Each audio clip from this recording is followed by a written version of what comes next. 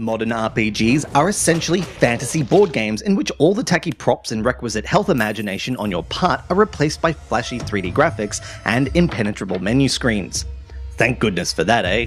In recent years though, there's been, if not a revival of tabletop RPGs of yore, then at least a respectful glance back at and nod to them.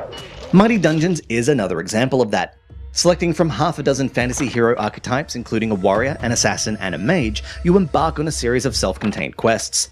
Each level looks very much like a board game, and your character, represented by a little virtual counter, moves accordingly. You don't have to roll a die or anything like that, but there is a grid system of sorts. Touch anywhere on the screen, and our hero will move to that point, rolling back the fog of war that shrouds the level at the outset.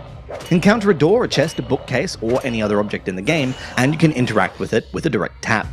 The rest of your time is spent fighting, with play switching to a first-person perspective on the skeleton, orc, giant spider, or golem that approaches you. Attacking is an extremely simplistic matter of tapping the, surprise surprise, attack button.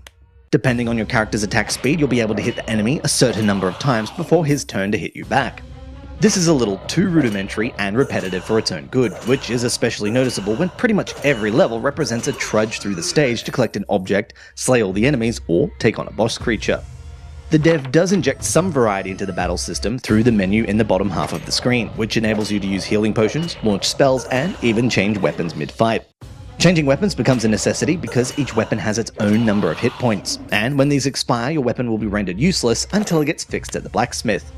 You can find this blacksmith at the main menu screen, which you'll return to in between quests. From the blacksmith, you can also buy new weapons and armor, as well as potions, pets which give you a temporary stat boost, and spells. You don't level up here in the traditional sense. Rather, you collect achievements for passing certain milestones, such as slaying 200 enemies of a certain type or completing all 8 missions at a quest. It can be a bit of a slog leveling up in this fashion, for the rewards come slowly and there isn't an immediately appreciable change in your character's attributes.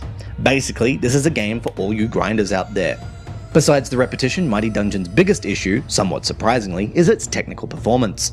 Transitions between screens simply take too long, with constant delays in loading up what is a pretty stripped-back RPG spoiling the experience. I also encountered a couple technical issues in one level in particular, in which none of the enemies responded to me, allowing me to wander around the level at my leisure. Mighty Dungeons is a well-meaning and initially entertaining tribute to classic fantasy board games and old-school RPGs, but it's simply too Spartan, too repetitive, and a little too rough around the edges to demand the same kind of time commitment that its inspirations did.